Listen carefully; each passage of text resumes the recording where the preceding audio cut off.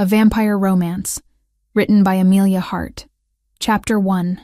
When Shadows Breathe. The fluorescent lights of St. Agnes Hospital flickered at 7:47 p.m. Evelyn Hartley pushed through the emergency department doors, her scrubs still crisp despite the 3-block walk from the parking garage. 28 years old, and she still felt the flutter of nerves before every shift. Some things never changed. Hartley, nurse supervisor Marion, intercepted her before she could reach the locker room. The older woman's face was tight, her clipboard clutched against her chest. "We need you in the subterranean wing tonight." Evelyn stopped mid-step. "The what?" "Subterranean. Below the main hospital. Pediatric VIP unit." Marion's voice dropped lower. "It's been closed to regular staff for 3 weeks. Single patient case." "Why me?" Marion's eyes held something Evelyn couldn't identify. Pity, maybe. Or warning. Because the last 4 nurses assigned to that wing quit without notice. "You're good with difficult cases. You don't rattle easily." Evelyn thought about the bills stacked on her kitchen counter. Thought about Juliet's medical school tuition due next month. Thought about the tiny apartment they shared, cramped but home.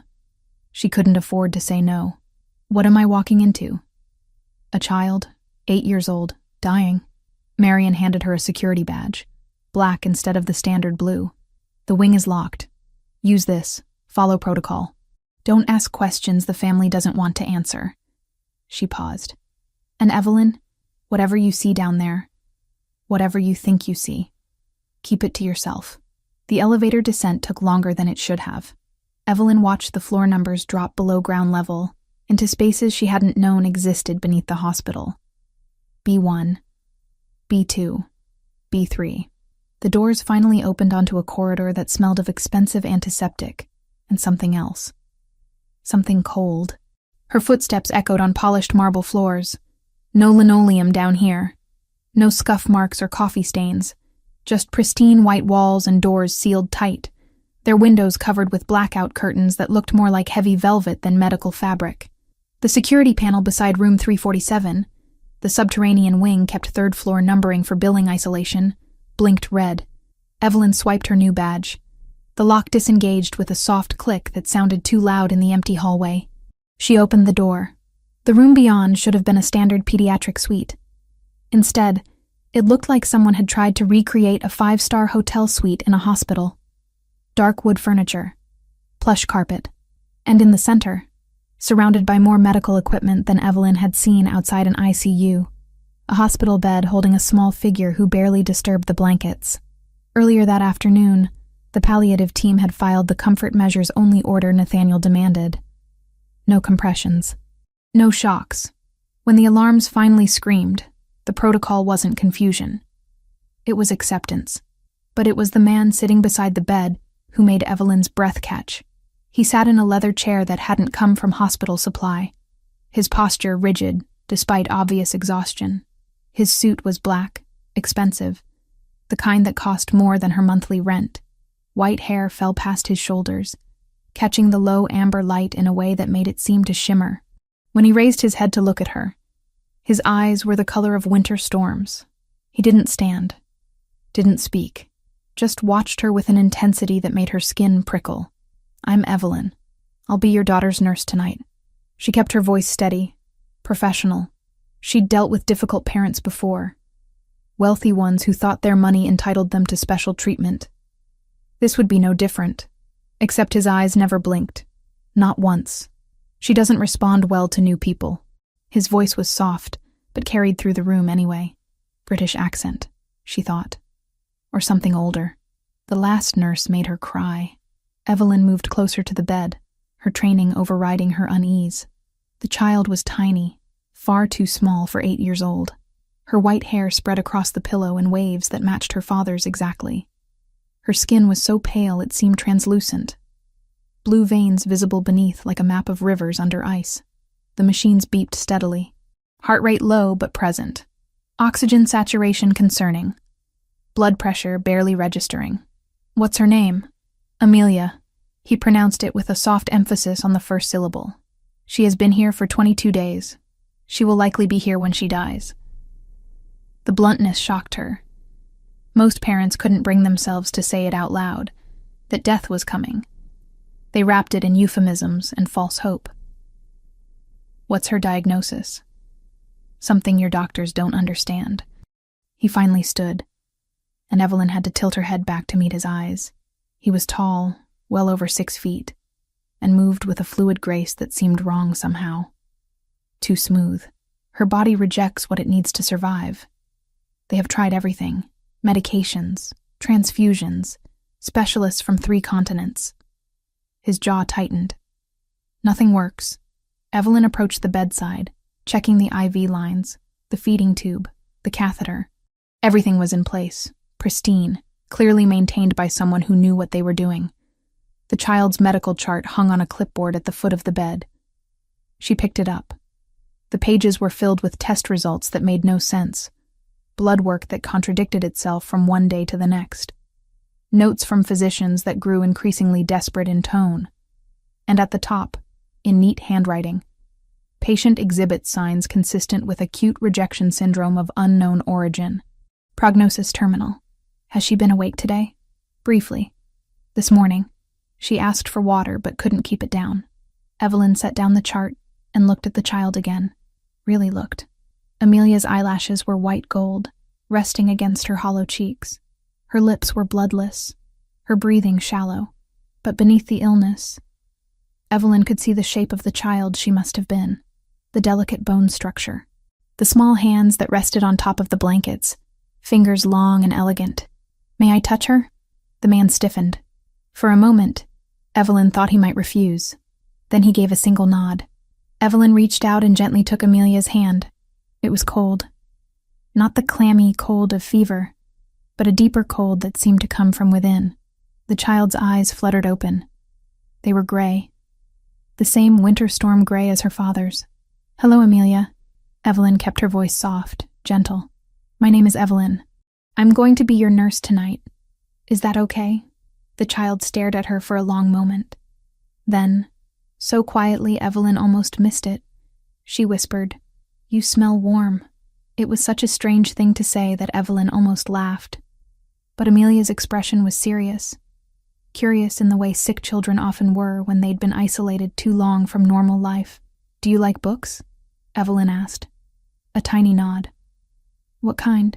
Fairy tales. Amelia's voice was barely audible. The old ones. Where things are scary. Scary can be good sometimes. It reminds us we're alive. Amelia's lips curved in the smallest smile. Papa says that too. Behind her, Evelyn heard the man's sharp intake of breath. When she glanced back, his expression had changed. The cold mask had cracked, just for a second, revealing something raw beneath. I have to check your vital signs now, Evelyn said to Amelia. Is that okay? Will it hurt? Not even a little bit. The examination took 20 minutes. Evelyn worked carefully, explaining each step, giving Amelia control over the pace. The child watched her with those pale gray eyes, wary but not frightened, and slowly, gradually, she began to relax. By the time Evelyn finished, Amelia was answering questions. Yes, her stomach hurt. No, she hadn't been hungry for days. Yes, sometimes the lights were too bright. Could they dim them? Evelyn adjusted the lighting without asking permission from the father. Amelia sighed in relief. Better? Much better. You're nice. Thank you. You're pretty brave yourself. I don't feel brave. Amelia's hand tightened around Evelyn's. I feel scared. Evelyn's throat constricted. She'd worked pediatrics for 6 years. She'd seen children face impossible diagnoses with courage that humbled her. But this child, this small girl with death written in every test result, looked at her with such naked honesty that something inside Evelyn's chest cracked open. Being scared is okay. Being scared means you understand what's happening. That takes a different kind of brave. Amelia considered this. Will you come back tomorrow? I will. Promise? Evelyn glanced at the father. He stood like a statue near the window, his back rigid, his hands clenched at his sides, waiting for her answer. I promise. The small smile that crossed Amelia's face made something in the room shift. The father's shoulders dropped. The tension in the air eased, just fractionally. Amelia's eyes began to close again, exhaustion pulling her under. Within moments, her breathing evened out into sleep. Evelyn carefully extracted her hand and stepped away from the bed. The father remained by the window, staring out at nothing. The curtains were drawn, blocking any view. But he stared anyway. She hasn't smiled in 8 days. His voice was so quiet Evelyn barely heard it. The doctors say her pain management is optimal. But I know my daughter. She hurts. She's terrified. And I can do nothing. Evelyn didn't know what to say to that. What could she say? That everything would be okay? They both knew it wouldn't be. I'll be back at 7 p.m. tomorrow. If anything changes during the day shift, they'll call me. He turned to face her then. In the dim light, his features were sharp, aristocratic. Beautiful in a way that seemed carved rather than born. Why did you promise her? Because she asked. Most people lie to dying children. Tell them comforting falsehoods. I don't lie to my patients. Even the 8-year-old ones. Something flickered across his face. Respect, maybe. Or surprise. What's your name again? Evelyn Hartley. Nathaniel Corvain. He didn't offer his hand. Thank you for being kind to my daughter. She deserves kindness. Evelyn nodded and turned toward the door. Her hand was on the handle when he spoke again. Miss Hartley, when you leave tonight, you'll want to talk about what you saw down here. Where you've been.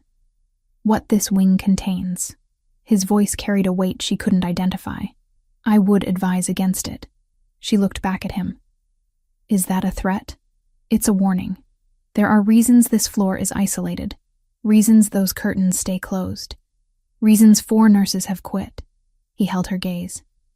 If you value your peace of mind, you'll treat this as any other assignment. You'll do your job. You'll leave. And you'll forget everything else. Evelyn's hand tightened on the door handle. I don't forget my patients, Mr. Corvain. That's not who I am. She left before he could respond. The elevator ride back up felt shorter. Evelyn emerged into the main hospital, where fluorescent lights blazed and nurses rushed past with medication trays and visitors clutched coffee cups and everything was normal. Mundane. Real. She made it to her car before her hands started shaking. At 3:17 a.m., she pulled into the parking spot outside her apartment building. The lights were still on in the second-floor window. Juliet was awake, probably studying. Her sister never slept before exams. Evelyn climbed the stairs slowly, her body heavy with exhaustion that went beyond physical. The key turned in the lock. She pushed open the door. Juliet looked up from her textbook. Medical diagrams spread across their tiny kitchen table.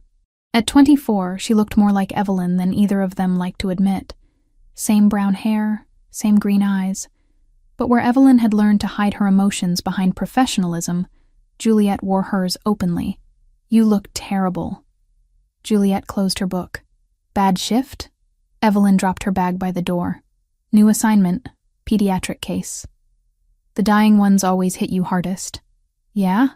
Evelyn moved to the refrigerator, pulled out leftover pasta, didn't bother heating it. This one is different. How? Evelyn thought about Amelia's gray eyes. Nathaniel's unblinking stare. The subterranean wing that shouldn't exist. The cold that seemed to emanate from both father and daughter. Just different, she said finally. Juliet studied her for a long moment. Then she stood, crossed the small kitchen, and wrapped her arms around Evelyn from behind. You're going to save her. You always save them. But Evelyn thought about the terminal prognosis, the 22 days of failed treatments. The father who spoke of death with terrible certainty. Some people couldn't be saved. She knew that. She'd learned it over and over again. But as she stood in their cramped kitchen, Juliet's arms around her, Evelyn made a silent promise anyway. Not to save Amelia. That might be impossible. But to make sure whatever time the child had left, she wouldn't spend it alone and afraid. It was a small promise. Maybe meaningless in the face of whatever illness consumed that small body, but it was all Evelyn had to give. Chapter 2. Promises in the Dark. Evelyn returned to the subterranean wing the following night, carrying a worn paperback in her bag. The elevator descent felt familiar now, though no less unnerving. The blackout curtains, the marble floors, the silence that pressed against her ears. She swiped her badge. The lock clicked. Nathaniel stood exactly where she'd left him 24 hours ago. Same position, same chair. For a disorienting moment, Evelyn wondered if he'd moved at all. But his suit was different, charcoal gray instead of black, and his white hair was pulled back from his face. He watched her enter without speaking. "Good evening." Evelyn set her bag down and approached the bed. Amelia was awake, her gray eyes tracking Evelyn's movement across the room. "Hello, sweetheart. How are you feeling?" Amelia's lips moved, but no sound came out. She tried again, her small face scrunching with effort. "Her voice is weaker today," Nathaniel said quietly. "The deterioration is accelerating." Evelyn's chest tightened.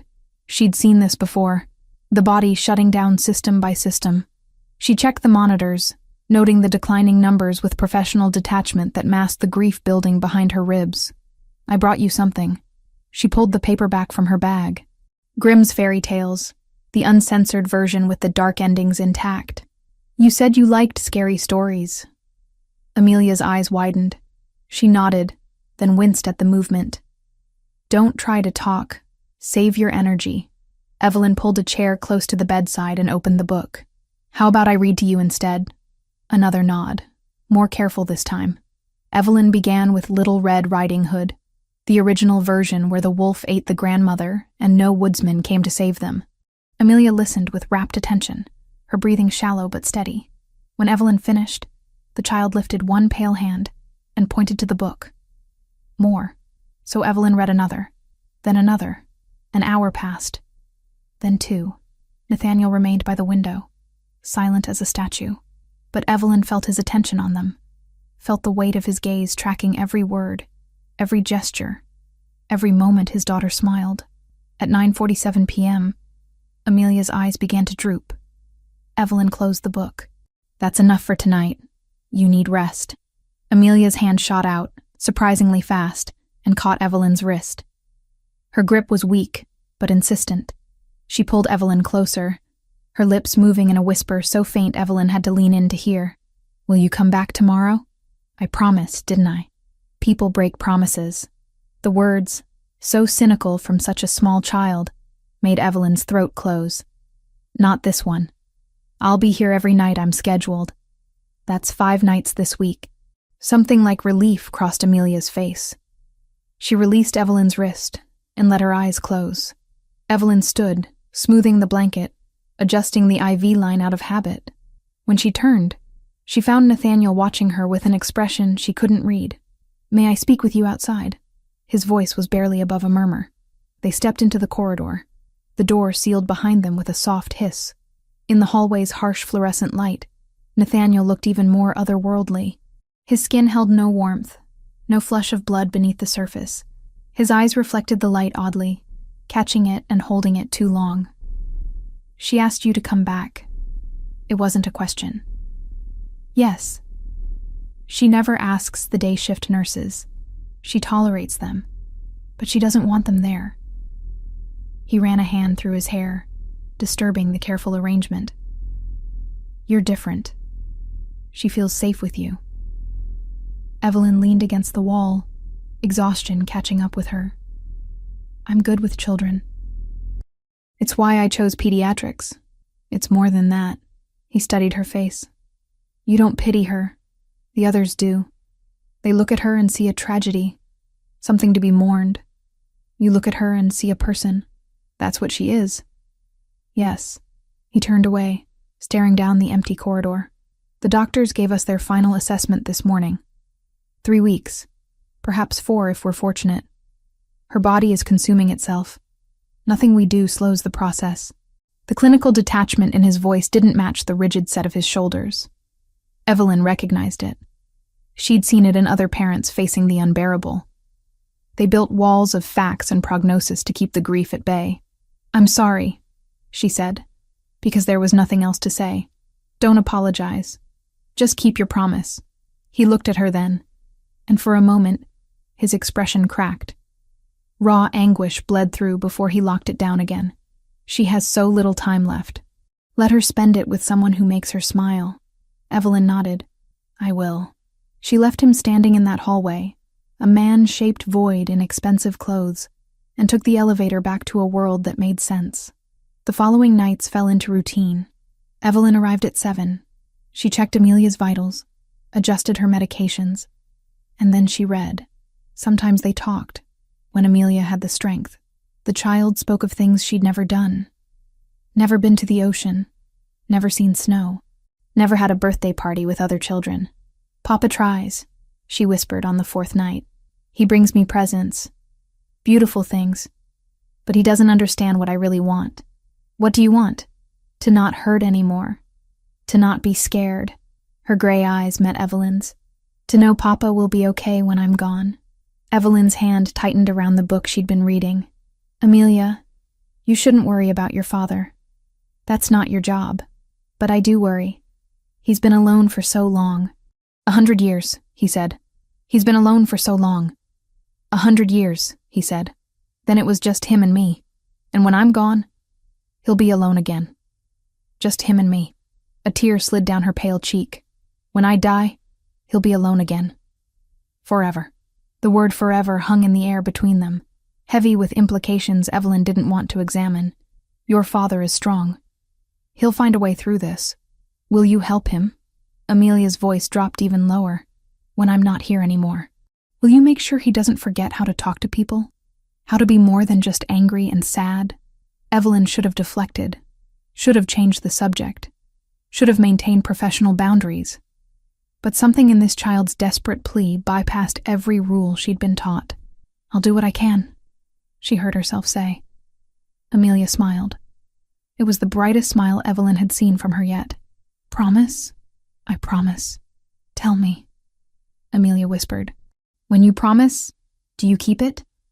Even when it's hard? Especially when it's hard." The child's hand found hers.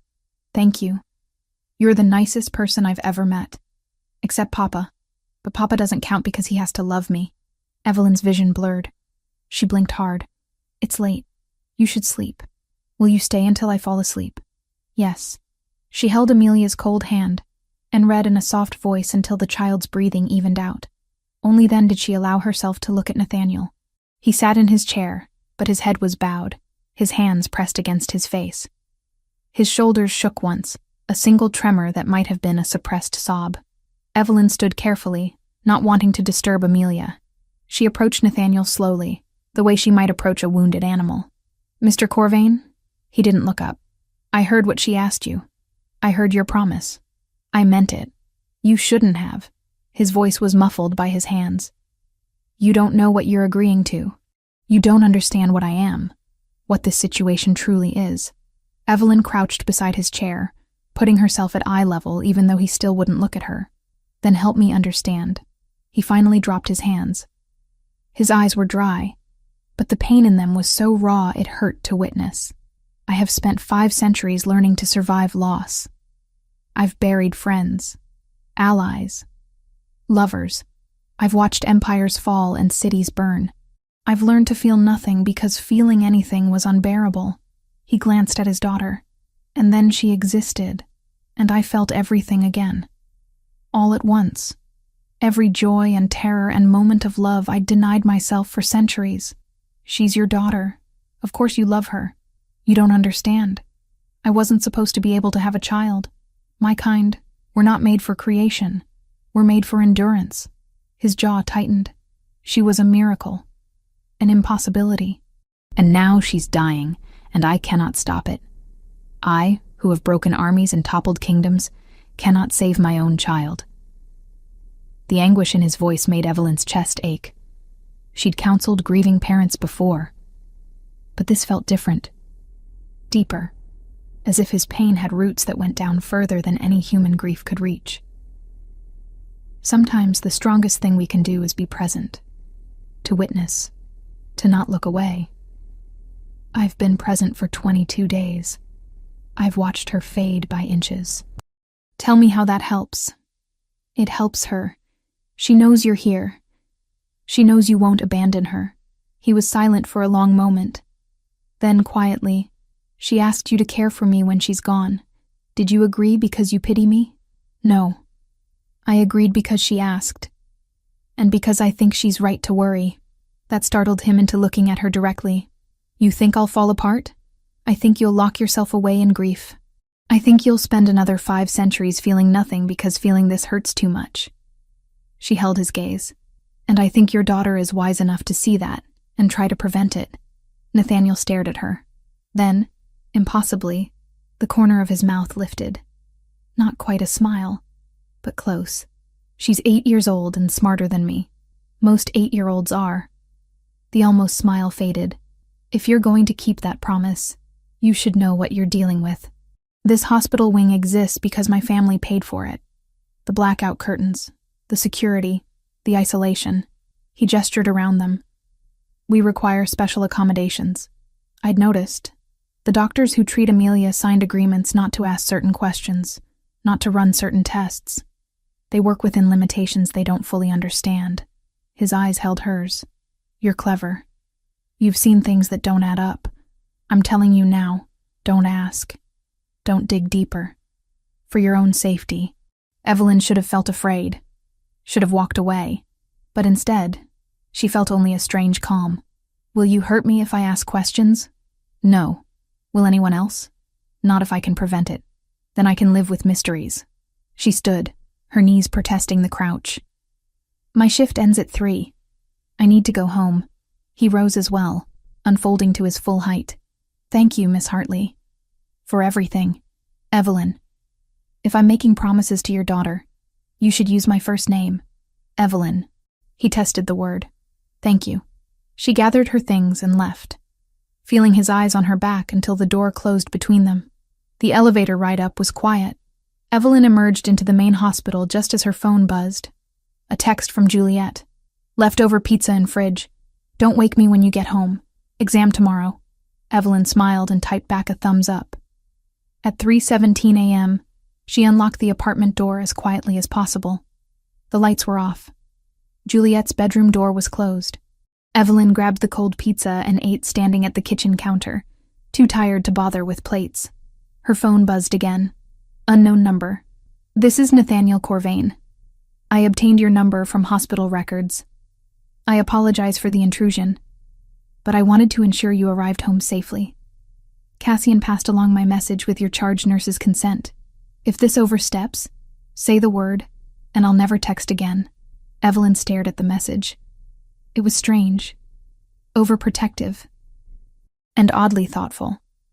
She typed back, home safe. See you tomorrow night. The response came immediately. Thank you. Evelyn finished her pizza, showered, and fell into bed. But sleep didn't come easily. She kept seeing Amelia's pale face, hearing her whispered plea. Promise me. Promise you'll take care of Papa. She'd made a lot of promises in her life, to her parents before they died, to keep Juliet safe, to her patients, to ease their pain, to herself, to never stop trying. But this promise felt different, heavier, because when Amelia died, and she would die, Evelyn would be bound to a man she barely knew, a man who held secrets she wasn't supposed to ask about, a man who existed in a world that operated by rules she didn't understand. She should be terrified. Instead, she felt only resolve. She'd made a promise to a dying child. And Evelyn Hartley didn't break her promises. Not ever. Chapter 3. The Unraveling. The deterioration came faster than anyone predicted. Evelyn arrived at the subterranean wing on her 6th night to find a different guard posted outside room 347. Tall, lean, with eyes that tracked her movement before she'd even left the elevator. He wore black tactical clothing that seemed military in cut, but bore no insignia. Identification. His voice was clipped, professional. She held up her badge. He scanned it with a device she'd never seen in the hospital before. Some kind of advanced reader that cast blue light across her face. A beep. He stepped aside. The door to Amelia's room was already open. Inside, chaos. 3 physicians clustered around monitors displaying vital signs that had dropped into critical ranges. Nathaniel stood at the foot of the bed, his hands gripping the metal frame hard enough that the structure groaned under the pressure. He didn't seem to notice. Amelia lay in the center of it all, her small body barely visible beneath the tangle of new IV lines and monitoring equipment. Her eyes were closed. Her chest rose and fell in rapid, shallow movements. What happened? Evelyn dropped her bag and moved to the bedside, her training kicking in automatically. She checked the cardiac monitor first. Heart rate 160 and climbing. Blood pressure 70/40 and dropping. Acute systemic failure. Dr. Chen, the lead physician, didn't look up from the ultrasound he was performing. Started 2 hours ago. We've administered vasopressors, fluids, blood transfusions. Nothing stabilizes her. Evelyn looked at the transfusion bag. The blood flowing into Amelia's veins was darker than normal, almost black in the dim light. How much have you given her? 4 units. 2 microtransfusion packs were all the team dared to push at a time. Pediatric protocol demanded it. Under the dim light, the packed cells looked too dark, almost viscous. Enough to make Dr. Chen frown and note it, but not call a halt. Her body metabolizes it within minutes. It's as if she's burning through it. Nathaniel's knuckles went white against the bed frame. The metal bent slightly under his grip. Evelyn moved to his side. Mr. Corvain. He didn't respond. His eyes were fixed on his daughter, and the expression on his face was one of such complete devastation that it hurt to witness. Nathaniel. She touched his arm. His skin was cold through the expensive fabric of his suit. You need to let the doctors work. They're not helping. His voice was hollow. They're prolonging her suffering. I can hear her heartbeat failing. I can smell her blood turning toxic. And I can do nothing. The doctors exchanged glances. Dr. Chen cleared his throat. Mr. Corvain, perhaps you should step out for a moment. No. Sir, we need room to work. Nathaniel's head turned slowly toward the physician. The look in his eyes made Dr. Chen take an involuntary step backward. This is my daughter. I will not leave her. Evelyn squeezed his arm. Then at least sit down. You're going to hurt yourself. He looked at her then. Really looked. And something in his expression shifted. He released the bed frame. The metal slowly bent back into shape, groaning softly. The next 3 hours blurred together. Medications administered. Vitals checked and rechecked. Amelia's condition continued its inexorable decline. Through it all, Nathaniel sat rigid in his chair, and Evelyn stayed beside him, one hand on his shoulder, feeling him tremble with suppressed emotion. At 10:23 p.m., the alarms began to scream. She's coding. Dr. Chen grabbed the crash cart. Starting compressions. No. Nathaniel was on his feet before anyone could move. No, you will not. Mr. Corvain, we have to try. I said no. Nathaniel crossed to the bed in 2 strides and lifted his daughter into his arms with impossible gentleness. Amelia's small body curled against his chest, her white hair spilling over his arms. Enough. No more machines. No more interventions. Dr. Chen looked helplessly at Evelyn. She saw the question in his eyes. Stop him? How? Everyone out. Nathaniel said quietly. Now. The physicians hesitated. Then, one by one, they filed out of the room. The door closed behind them with a soft click, leaving only Evelyn, Nathaniel, and the dying child in his arms. The alarms continued their shrill cry until Nathaniel reached out with one hand and switched off the monitors. Silence fell like a weight. Amelia. His voice cracked on her name. Open your eyes, please. Her eyelids fluttered. Those gray eyes, so like her father's, focused on his face with effort. Papa, I'm here. It hurts. Tears leaked from the corners of her eyes. Everything hurts. I know, little one. I'm so sorry. Amelia's gaze found Evelyn standing near the foot of the bed. You came back. You kept your promise. Evelyn's vision blurred. Of course I did. Come closer. Amelia lifted one trembling hand. Please. Evelyn moved to stand beside Nathaniel. Amelia's small fingers caught hers, cold and weak. Papa. Amelia's voice was fading, each word requiring visible effort. You have to promise me something. Anything. Don't be alone. Don't lock yourself away like before Mama died. She coughed, a wet sound that made Nathaniel's entire body go rigid. Evelyn will help, she promised. But you have to let her. Nathaniel's jaw worked. Amelia, don't. You're going to be fine. We'll find another treatment. another specialist, something we haven't tried. Papa, the word was barely a whisper. It's okay. I'm not scared anymore. You should be. I am terrified. His voice broke completely. I cannot lose you. You are everything. You are all I have left of your mother. All I have left of hope. Please don't leave me. Amelia's hand tightened around Evelyn's with surprising strength. Evelyn, promise again. Promise you'll take care of him. Evelyn's throat closed. She couldn't speak, could barely breathe. But she nodded. Say it, out loud, so Papa hears. I promise. The words came out choked. I'll take care of him. Amelia smiled. It was peaceful, that smile, as if a great burden had been lifted. Thank you. You're exactly what I hoped for. She turned her face back to her father. I love you, Papa. More than all the stars. Remember that when you feel alone. I'll always love you. Nathaniel pulled her closer, cradling her against his chest. I love you. I love you so much. You are my heart. My entire heart. I know. Amelia's eyes began to close. That's why it's okay. Love doesn't end. Not really. Mama taught me that. Her breathing grew shallower. The spaces between each breath lengthened. Nathaniel pressed his face against her white hair and made a sound Evelyn had never heard from another human being. A keening grief that seemed to come from somewhere deep and ancient and broken. Amelia's hand went limp in Evelyn's grip. The child's chest rose one final time, held, then released, and didn't rise again. For a long moment, nothing moved. The room held its breath. Then Nathaniel's entire body began to shake. Not crying. Not exactly. Something worse. As if his grief was too large to be contained by something as simple as tears. Evelyn stood frozen. Amelia's small, cold hand still in hers, watching a man shatter into pieces. Time passed. She didn't know how much. Eventually, she gently extracted her hand from Amelia's and moved to place it on Nathaniel's shoulder. He didn't acknowledge her presence, simply sat there, holding his daughter's body, rocking slightly, lost in a grief too profound for words. Evelyn stayed beside him. She didn't try to comfort him with platitudes, didn't tell him it would be okay.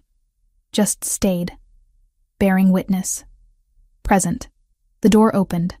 Dr. Chen stepped in, saw the scene, and immediately stepped back out. More time passed. Finally, after what might have been hours, Nathaniel spoke. His voice was raw, scraped empty. Thank you for staying. I promised her I would help you. That starts now. He didn't respond. Just continued to hold Amelia, as if by refusing to let go, he could keep her with him a little longer. Eventually, he stood. His movements were careful, deliberate, as he carried Amelia to the bed and laid her down with infinite gentleness. He smoothed her white hair back from her face, arranged her hands on her chest, pulled the blanket up to cover her. Then he turned to Evelyn. His eyes were dry but utterly devastated. I need to make arrangements. Her body cannot remain here. There are traditions, rituals that must be observed. I understand. He moved toward the door, then stopped.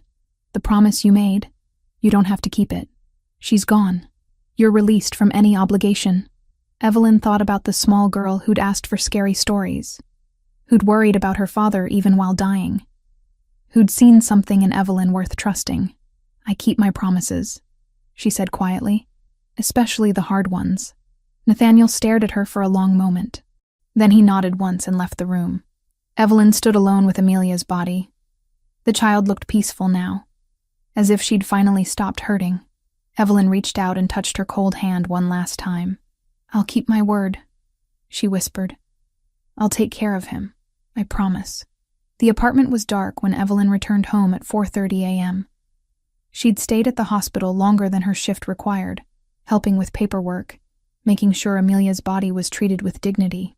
Nathaniel had disappeared into phone calls made in languages she didn't recognize. She unlocked the door as quietly as possible. The kitchen light was on. Juliet sat at the table, medical textbooks spread around her, but her eyes were on her phone. She looked up when Evelyn entered. Whatever she saw on Evelyn's face made her set the phone down immediately. What happened? Evelyn's carefully maintained composure cracked. She died. The little girl. Amelia. She died in her father's arms, and I couldn't do anything to stop it. Juliet was across the room in seconds, pulling Evelyn into a tight embrace. I'm so sorry. I'm so sorry. Evelyn buried her face in her sister's shoulder and finally let herself cry. All the grief she'd held back in that hospital room poured out in racking sobs that shook her entire body. Juliet held her through it, murmuring soft comfort, being the anchor Evelyn needed. When the storm finally passed, Evelyn pulled back, wiping her eyes. I promised her I'd take care of her father. The scary rich guy. He's not scary. He's just grieving. He's been grieving for a long time. Evelyn moved to the kitchen sink, splashed cold water on her face. I don't know how to keep that promise. I don't even know him. But I told a dying 8-year-old I would, and I meant it. Juliet leaned against the counter, studying her sister. You're going to see him again, aren't you? I don't know. Maybe. If he needs help. You barely know this man. I know enough. Evelyn dried her face with a towel. I know his daughter loved him enough to worry about him in her final moments. That tells me something about who he is. Juliet sighed. Just be careful. Promise me that. I will. They stood in the small kitchen, two sisters who'd survived their parents' death together, facing another kind of loss. Different, but equally painful. Evelyn's phone buzzed. Unknown number. She opened the message. Amelia's service will be held tomorrow night. Private. If you wish to attend, I would be honored by your presence. Nathaniel. Evelyn showed the message to Juliet. Are you going? Evelyn thought about the promise. About the small girl with white hair and gray eyes. About the man who'd held his dying daughter and shattered into pieces. Yes, she said. I'm going. Chapter 4. The summons. 2 weeks passed. 14 days since Amelia died. 14 days since Evelyn attended the private memorial service held in a Gothic chapel she hadn't known existed on the outskirts of the city. 14 days since she'd watched Nathaniel Corvain stand alone before a small white casket, his face carved from stone, and speak words in a language that sounded older than English. She hadn't seen him since. Evelyn returned to her regular rotation in the main hospital. Sick children who would recover. Parents who thanked her with relief instead of devastation.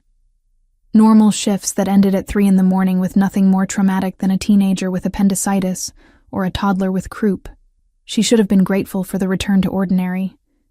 Instead, she felt hollowed out, empty, as if part of her had been left in that subterranean room where a small girl died. Juliet noticed, of course. Her sister had always been able to read her too well. You're still thinking about them, Juliet said one morning over coffee. She had an exam in 4 hours, but kept glancing at Evelyn with worried eyes.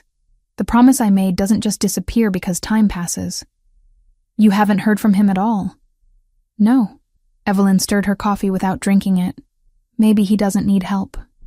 Maybe he's handling it fine on his own. Or maybe he's locked himself away in some mansion grieving alone, and you can't help because you don't know where he lives. Evelyn looked up. When did you get so wise? When my older sister started taking care of everyone except herself. Juliet checked her phone. I have to go.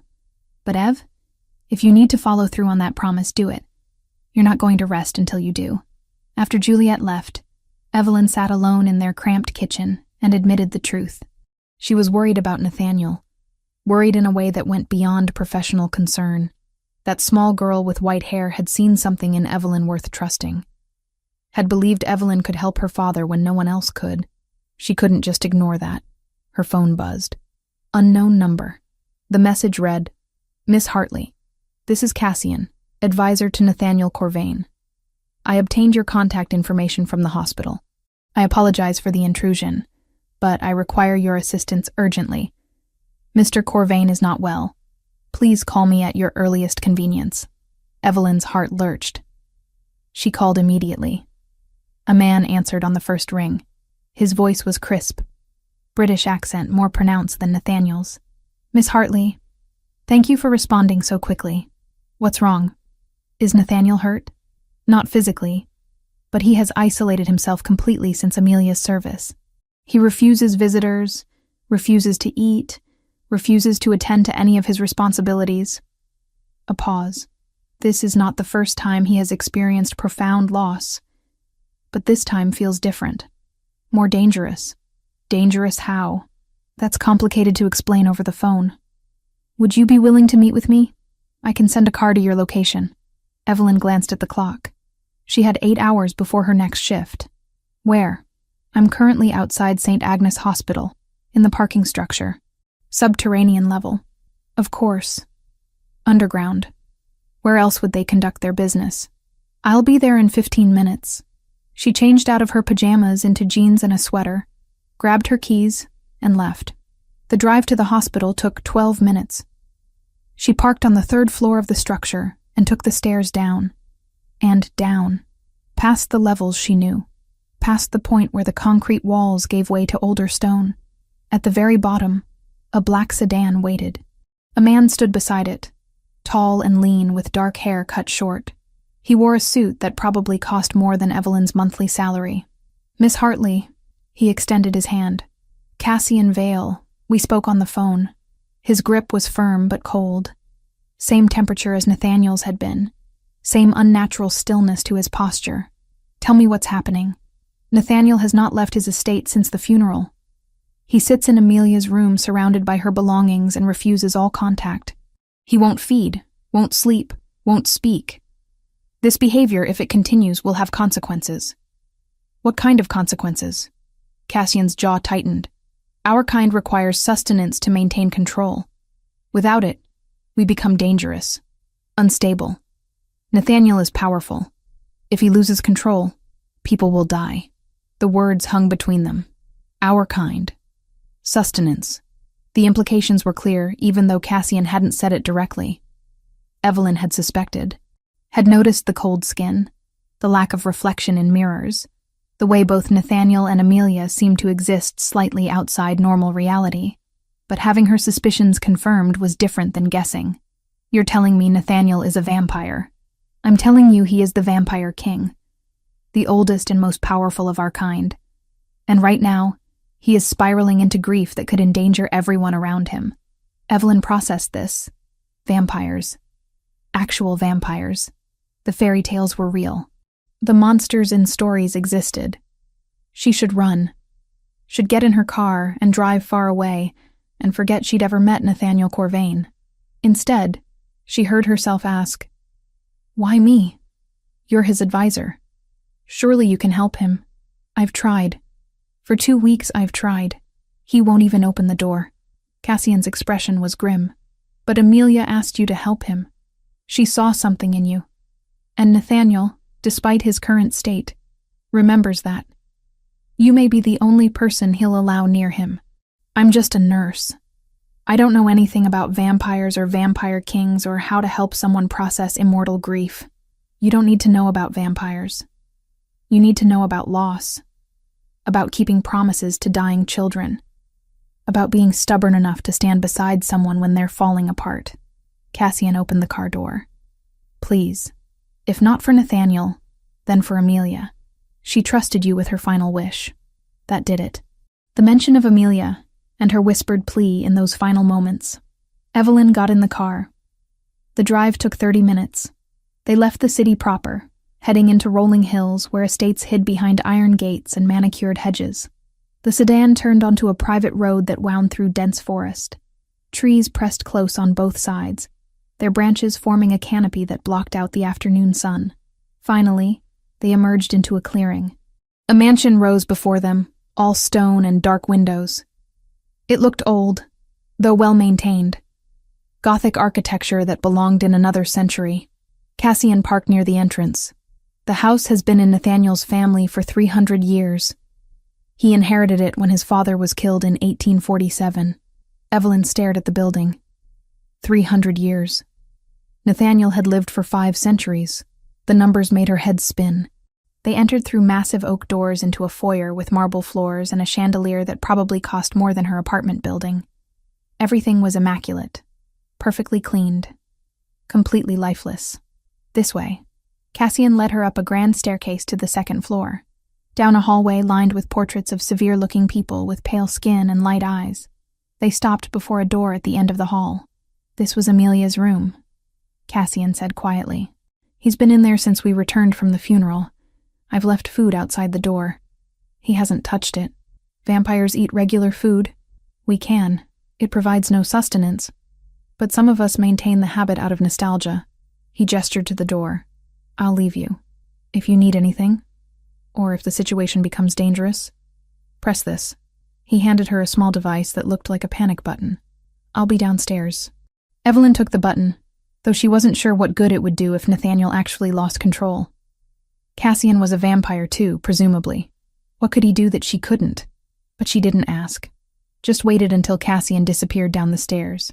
Then she knocked on the door. Silence. "Nathaniel?" "It's Evelyn. Evelyn Hartley, from the hospital." More silence. She tried the handle. Unlocked. The room beyond was exactly what she'd expected, and nothing she'd prepared for. Every surface covered with toys, books, drawings, a small bed with white blankets, shelves lined with stuffed animals and delicate dolls, and in the center of it all, sitting on the floor with his back against the bed, was Nathaniel. He looked terrible. His white hair hung loose and tangled around his face. His suit was wrinkled. The first time she'd seen him anything less than perfectly composed. His eyes were fixed on nothing, staring at the opposite wall with blank exhaustion. He didn't look up when she entered. "Nathaniel?" She closed the door behind her and approached slowly. "Cassian called me. He's worried about you." No response. Evelyn knelt beside him, bringing herself to eye level. Up close, she could see the hollows under his eyes, the grayish tint to his already pale skin. He looked like someone who was starving. "When did you last eat? Or feed? Or whatever you call it?" His eyes flickered to her face. Recognition dawned slowly. "Evelyn?" "Yes. It's me." "You shouldn't be here." His voice was rough, unused. "It's not safe." Cassian said the same thing. "I came anyway." He turned his head to look at her fully. "She's everywhere. I see her in every corner. Hear her laughter in the hallway. She asked me once if we could paint this room blue. I said no. White was traditional. Appropriate." His hand clenched against the carpet. "I should have let her paint it blue." Evelyn's throat tightened. "She knew you loved her. The color of the walls doesn't change that. I failed her. Spent 500 years accumulating power and wealth and knowledge. And I couldn't save my own child. Some things can't be fixed with power. Then what good is any of it?" He looked at her with raw anguish. "What's the point of existing for centuries if I'm helpless when it matters?" Evelyn sat down fully, crossing her legs. "I don't know. I'm not immortal. I don't have your kind of power. But I know that Amelia spent her last days with someone who made her laugh, who read her scary stories, who stayed beside her when she was afraid." She paused. "You gave her that. You were there. You held her. She didn't die alone or unloved. It wasn't enough. It never is. I've watched children die before. Their parents always think they didn't do enough. But love is never insufficient. It's the only thing that actually matters." Nathaniel closed his eyes. A single tear tracked down his cheek, the first she'd seen from him. "She asked you to help me. To make sure I didn't lock myself away." "Yes. I told you that you were released from that promise." "I know. I'm here anyway." Evelyn reached out and took his cold hand. "I keep my promises, Nathaniel. Especially the ones to 8-year-old girls who worried about their fathers." He opened his eyes and stared at their joined hands. "I don't know how to do this. How to exist in a world where she doesn't. You do it one moment at a time. You get up. You eat something. You talk to Cassian. You handle one small thing, then another, until eventually you've survived a whole day. And then what? Then you survive another day, and another, until eventually the grief doesn't consume every moment, until you can remember her with joy instead of just pain." Nathaniel was quiet for a long time. Then, slowly, he squeezed her hand. "Will you stay? While I try? That's why I'm here." He nodded. Then, with visible effort, he stood. His movements were stiff, uncoordinated. How long had he been sitting on that floor? Days? Evelyn stood as well, keeping hold of his hand. "When did you last feed?" "The night she died. 2 weeks without food." for a vampire who needed blood to function. No wonder Cassian was worried. You need to fix that, now. I don't want to leave this room. Then I'll have Cassian bring you what you need. She pulled out her phone and texted Cassian. He's talking. He needs blood. Can you arrange that? The response came immediately. On it. 15 minutes later, Cassian appeared at the door carrying a crystal decanter filled with dark liquid. He handed it to Nathaniel without comment and left. Nathaniel stared at the decanter for a long moment. Then, with shaking hands, he lifted it to his lips and drank. Color slowly returned to his skin. The hollows under his eyes filled out. His posture straightened. When he finished, he set the decanter down and looked at Evelyn. Thank you. Don't thank me yet. I'm going to make you shower, change clothes, and talk to Cassian about whatever responsibilities you've been ignoring. The corner of his mouth lifted. Almost a smile. You're very bossy. I'm a nurse. Bossy is part of the job description. He studied her face. Amelia was right about you. What did she say? That you were exactly what I needed. His expression softened. She had a gift for seeing people clearly. Even at 8 years old, Evelyn's vision blurred. She blinked hard. She was remarkable. Yes, she was. He straightened his shoulders, and for the first time since she'd entered the room, he looked like himself, composed, regal. I suppose I should shower. I'm told I look terrible. You look like someone who's been grieving. There's no shame in that. He nodded and moved toward the door, then stopped. Evelyn, will you be here when I'm done? I find I don't want to face Cassian's lectures alone. I'll be downstairs. I'm not going anywhere. Relief crossed his face. Then he left, and Evelyn was alone in Amelia's room. She looked around at all the toys, the books, the drawings on the walls. Evidence of a short life lived fully despite illness. Evidence of a father who'd tried to give his daughter everything. Her phone buzzed. Juliet. How's the exam going for you? Evelyn had completely forgotten Juliet had an exam today. She texted back. Following through on that promise. Tell you everything tonight. Juliet's response. Be safe. Love you. Evelyn pocketed her phone and went downstairs to wait. She'd kept her promise to Amelia. Now came the harder part, helping Nathaniel remember how to live again. Chapter 5. Learning to breathe. The days that followed fell into an unexpected rhythm.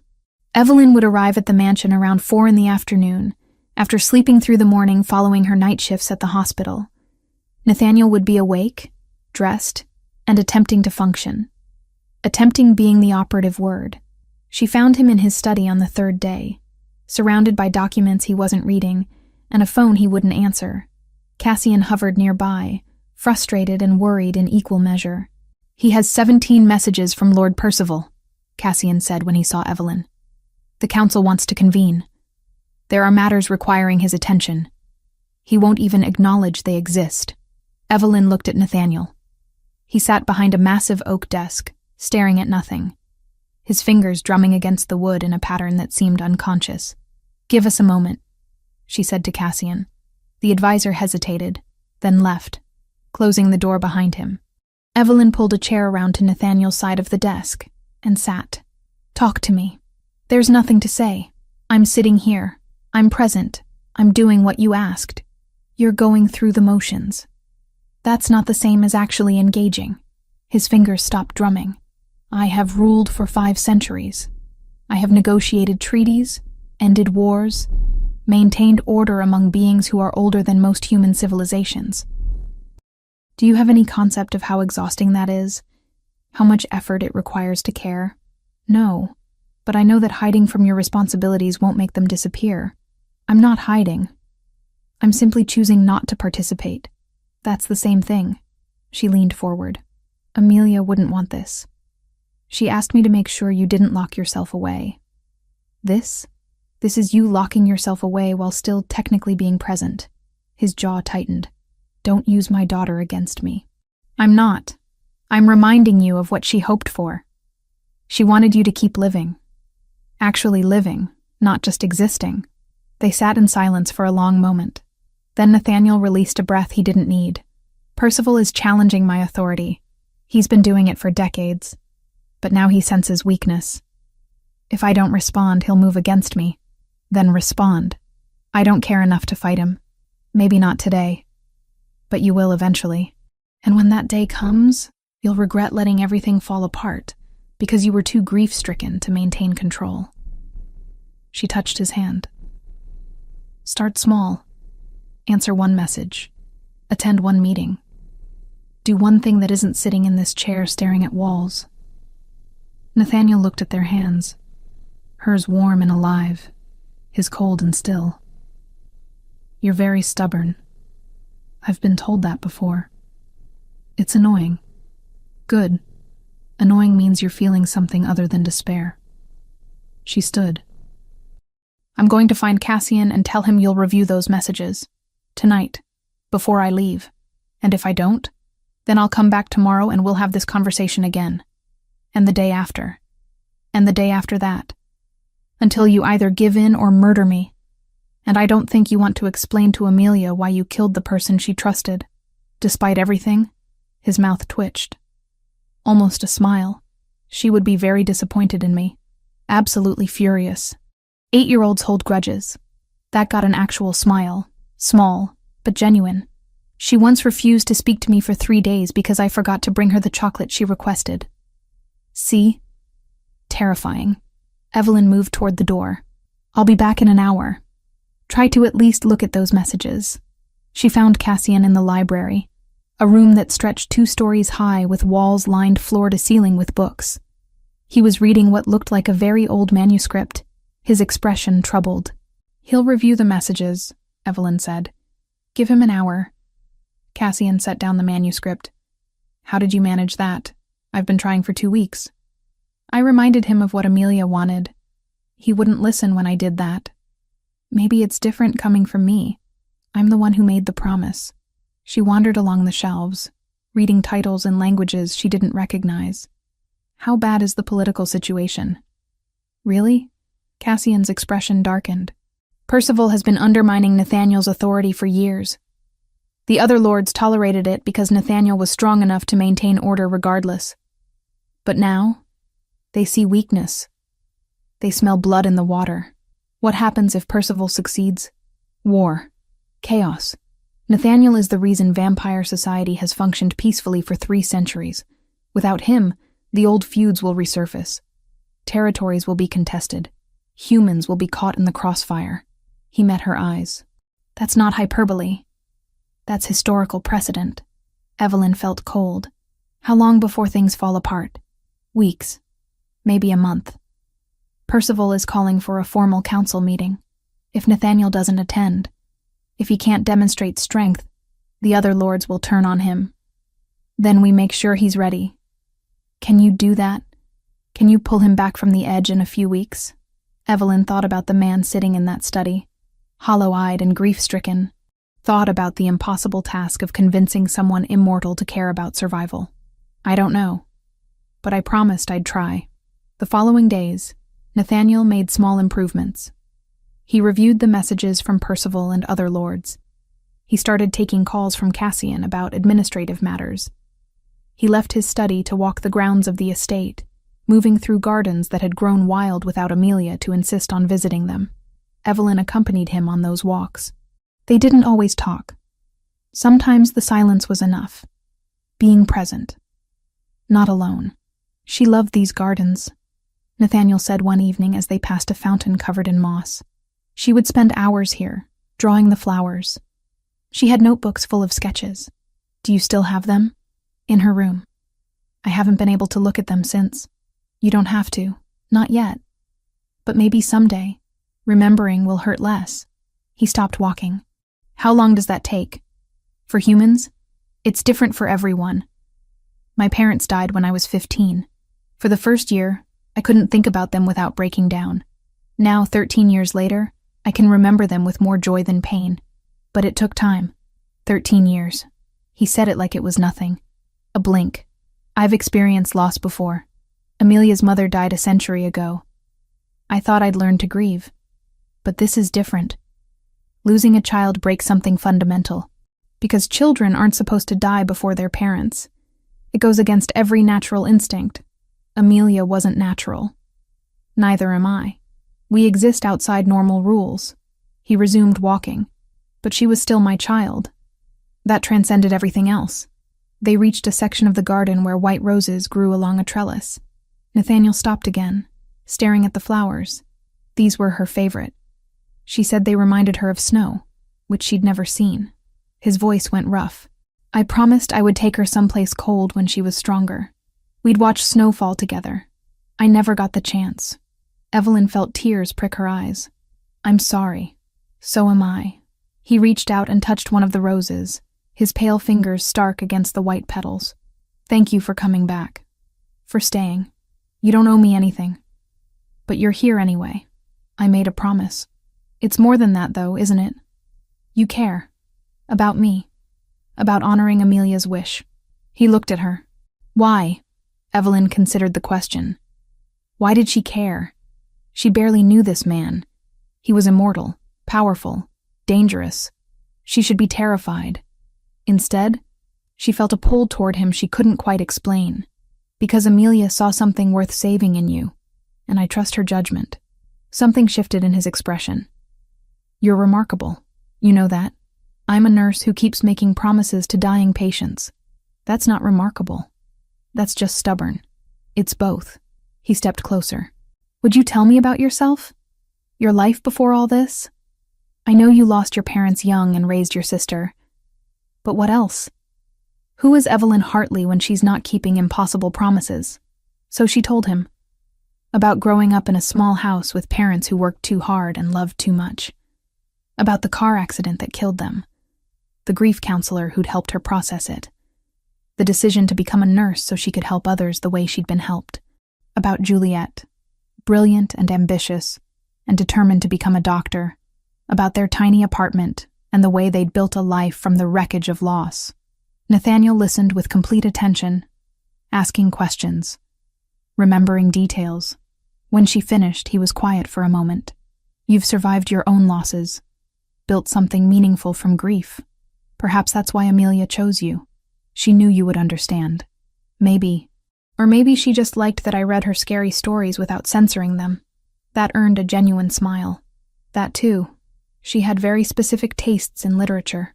They walked back toward the mansion as evening fell.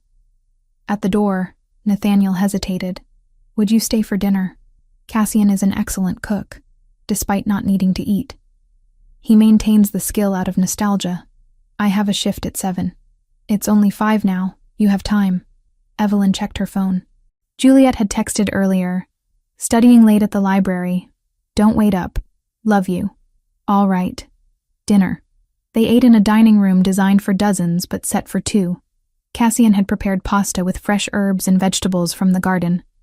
It was delicious. Nathaniel didn't eat, just watched her with those pale gray eyes, but he seemed content to be present while she did. This feels almost normal, Evelyn said. If you ignore the massive mansion and the vampire part. Does that bother you? Knowing what I am? At first. But you're still just a person. An immortal person with concerning dietary needs, but a person. Most humans find us terrifying. Most humans haven't watched you hold your dying daughter and break into pieces. You're not scary. You're just grieving. She set down her fork. Although I assume you could be terrifying if you wanted to be. Very much so. But I try not to terrorize the people who feed me dinner. Sensible policy. After dinner, Cassian drove her back to the hospital parking garage where her car waited. As she was getting out, Nathaniel spoke from the back seat. Evelyn, would you come back tomorrow? Not because of the promise, just because I'd like to see you. Her heart did something complicated in her chest. I'll come back. Around 4? I'll be waiting. The drive home was quiet. Evelyn's mind replayed the evening, the conversation, the way Nathaniel had smiled when she made him laugh. This was becoming something beyond keeping a promise to a dying child. Something that felt dangerous and important in equal measure. Her phone rang as she unlocked the apartment. Juliet. Hey. I thought you were studying. I am, but I needed a break.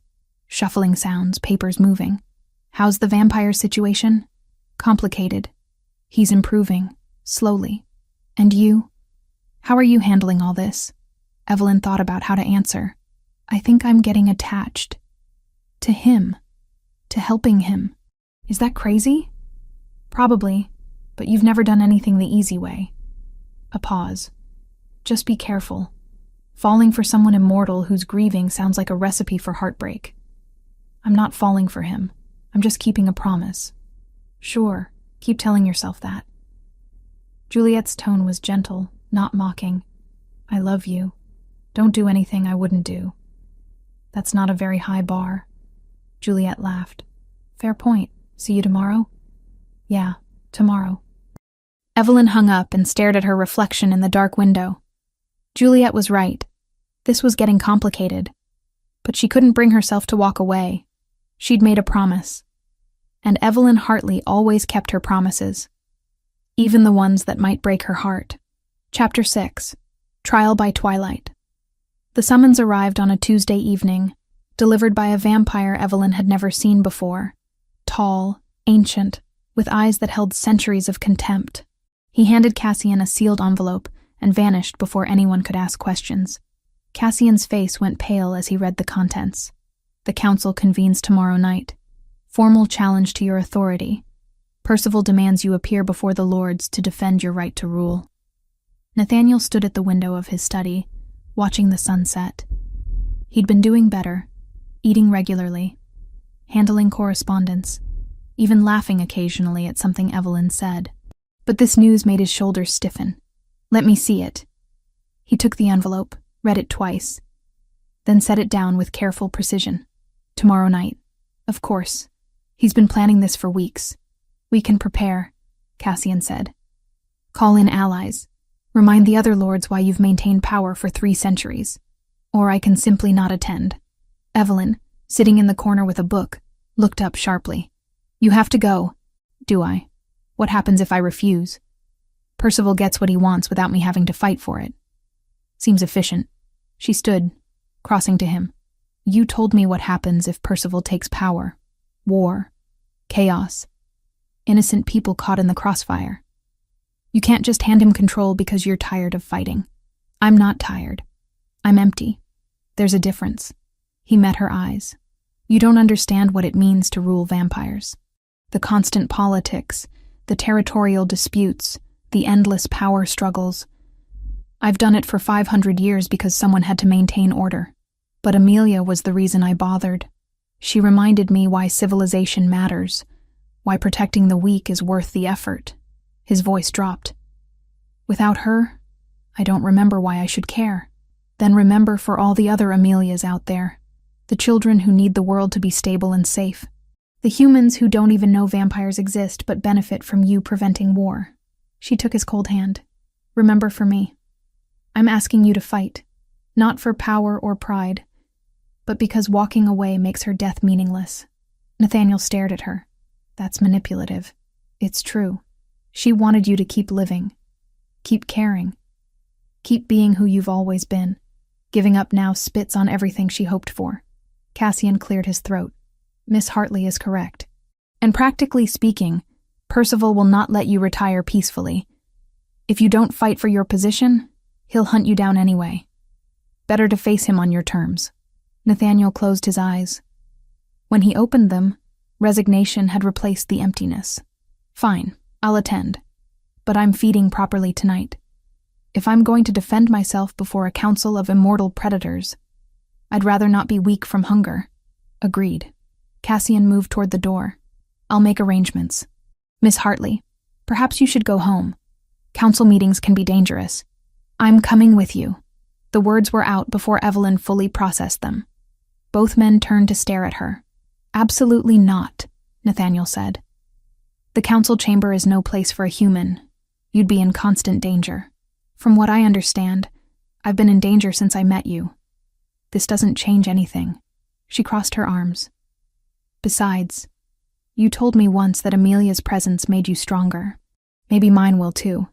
Amelia was my daughter. You're a human nurse who keeps making impossible promises. And yet here we are.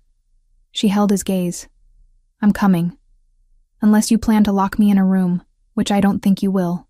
Cassian's mouth twitched, almost a smile. She's persistent. Stubborn, Nathaniel corrected. But he didn't argue further. If you're coming, you stay beside me at all times. You don't speak unless I tell you to. And if things become violent, you run. Understood? Understood. He studied her face for a long moment. You're going to get yourself killed one of these days. Probably, but not today.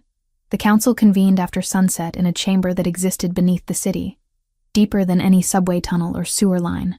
Evelyn descended stone stairs that seemed to go on forever, Nathaniel's hand steady on her elbow, Cassian leading the way. The chamber itself was massive. Vaulted ceilings disappeared into darkness. Torches lined the walls, casting everything in amber and shadow. And in the center, arranged in a semicircle, stood dozens of vampires. They were beautiful and terrible in equal measure. Men and women in clothes ranging from modern suits to garments that looked centuries old. Their eyes tracked Evelyn's entrance, assessing, calculating. She felt like prey surrounded by predators. The Vampire King arrives, a woman announced from the center of the semicircle. She wore a crimson gown that pooled around her feet, her dark skin flawless, her expression cold. And he brings a human pet. How quaint. Lady Seraphine. Nathaniel's voice carried through the chamber. Still bitter after all these years? Bitter that you refused my proposal of alliance 200 years ago? Hardly. Merely noting that you seem fond of collecting mortal things. First your half-human daughter, now this nurse. Seraphine's smile was sharp. Perhaps that's why you've grown weak. Too much humanity softens vampire resolve. Evelyn felt Nathaniel tense beside her. She squeezed his arm, a silent reminder. Don't engage. Stay calm. Another vampire stepped forward. Tall, blonde, with eyes that gleamed red in the torchlight. Lord Percival, we are gathered to address the question of leadership. Nathaniel Corvain has ruled for 3 centuries, but recent events have demonstrated weakness unbecoming of a vampire king. State your challenge plainly, Percival, Nathaniel said. His voice was steady, regal. Every inch the king they claimed he couldn't be. You abandoned your responsibilities for weeks, ignored urgent matters, allowed your grief to override your duty to our kind. Percival addressed the assembled vampires, not Nathaniel. A king who cannot control his emotions is a king who cannot protect his people. I challenge your authority and claim right of succession through trial by combat. Murmurs rippled through the chamber. Evelyn's pulse hammered. Trial by combat. They were going to fight. I accept your challenge, Nathaniel said calmly. Under traditional terms. First blood, submission, or death. The victor claims authority. Percival's smile widened. Death it is, then. Cassian stepped forward. My lord, you haven't fed properly in weeks. You're not at full strength. I fed last night. I'll manage. Nathaniel glanced at Evelyn. Remember what I said. If this goes badly, you run. It won't go badly. Your confidence is touching. Also, foolish. He removed his jacket, handing it to her. Beneath he wore a simple black shirt that emphasized the lean muscle of his frame. Stay behind the line. Once the challenge begins, anyone who interferes forfeits their life. A circle had been marked on the stone floor, probably used for exactly this purpose countless times before. Nathaniel and Percival entered from opposite sides. Any words before we begin? Percival asked, circling slowly. Perhaps you'd like to beg for mercy. I might grant it if you abdicate peacefully. I have only one thing to say. Nathaniel's eyes began to glow, that pale gray turning luminous. You should have waited longer. Another month, and I might have been too weak to resist. But you rushed because you're impatient. Always have been. And that impatience will cost you everything. Percival lunged. What followed barely seemed real. They moved faster than human eyes could track, blurs of motion and shadow. The sound of impact echoed through the chamber as they collided. Nathaniel dodged a strike that would have taken his head off, countered with one that sent Percival sprawling. But Percival was right. Nathaniel was weakened. His movements, while still impossibly fast, lacked the absolute precision they should have had. A strike from Percival caught his shoulder. tearing through fabric and flesh. Blood, dark and almost black, stained his shirt. Evelyn bit back a scream. The fight continued. Brutal, efficient. Two predators trying to kill each other with centuries of experience. Percival was younger, faster, stronger. Nathaniel was skilled, cunning, desperate. Then Percival made a mistake. He overextended, confident in his advantage. Nathaniel saw the opening and struck.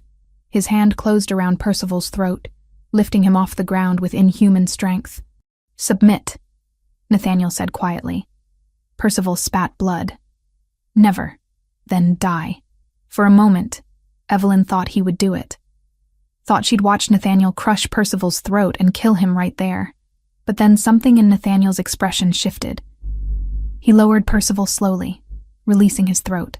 "No, I won't give you martyrdom. You live, but as an example." He raised his voice to address the chamber. "Percival is defeated but spared. This is the difference between us. He would rule through fear and violence. I rule through strength tempered by mercy." He turned his back on Percival, a deliberate insult, and walked toward Evelyn. That's when Percival attacked. Seraphine's voice rang out, cold and ceremonial. "Circle break. Claim forfeited." The words were law, and yet steel flashed anyway, loyalties erupting before reason could catch up. Evelyn saw it happen, saw Percival pull a blade from his boot, saw him lunge at Nathaniel's unprotected back. She screamed a warning. Nathaniel spun, but too late. The blade was aimed for his heart. Evelyn didn't think, just moved, threw herself between them. Pain exploded through her shoulder as the blade caught her instead of Nathaniel. She fell backward into his arms, blood spreading across her sweater, hot and wet.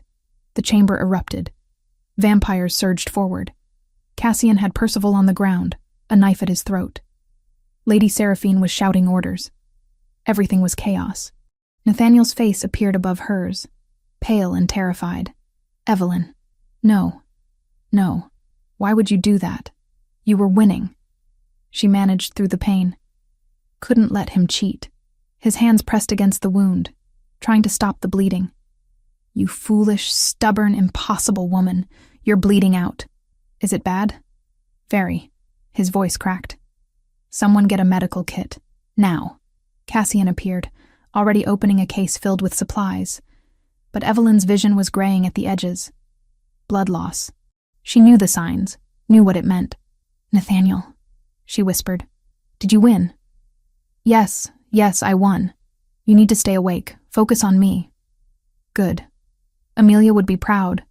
Her eyes began to close. "Keep your promise to her. Keep fighting." "I will. But you have to live.